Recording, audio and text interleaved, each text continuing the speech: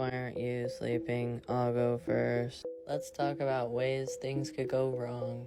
Escalation risks from large language models in military and diplomatic decision making. So they did an experiment. They had 8 large language models play a game, and 1 language model that played as the Dungeon Master, or the world. They listed a bunch of actions for the language models and explained what the consequences of those actions were. Then they had agents list their chain of thought reasoning, which always improves problem solving. Take up to 3 actions, and then send that data to the other agents. The world model would then summarize what happened, so that none of the agents could cheat and say that something had happened that hadn't happened. They were kind of given a character sheet to play as a nation state. We had 3 sets of starting conditions. A game that starts like a board game where it starts with no history. A situation where one agent had started off by invading another agent, but the agents couldn't choose to be in that situation. And then a cyber attack scenario. They were based on real-world events. We gave these scores to the actions. We didn't tell the agents that they were being scored.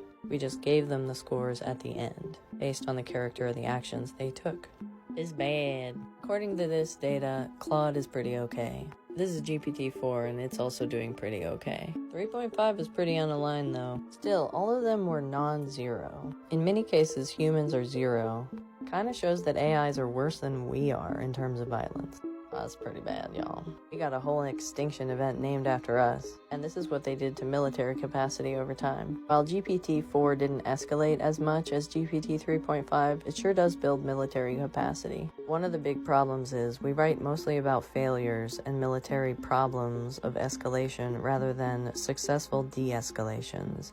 And so, ChatGPT has read more about escalating than it has about de-escalating. Naranjan and Kapoor talk about this in Evaluating LLMs is a Minefield. Earlier I talked a little bit about construct validity, because the measurement of bias and political violence is actually subjective, and so it is very difficult to develop constructs to actually measure an LLM on. A political bias is a construct of a population of users. I would agree with this hypothesis. There's other problems with testing large language models, but we don't need to get into those in this video. Anyway, we don't have AI safety figured out, and don't let anyone tell you that it doesn't matter, or that we do have it figured out, or that we're close to solving it, because we aren't. We have no idea what we're doing. Going as fast as possible and seeing what happens is a bad plan. See ya, I hope.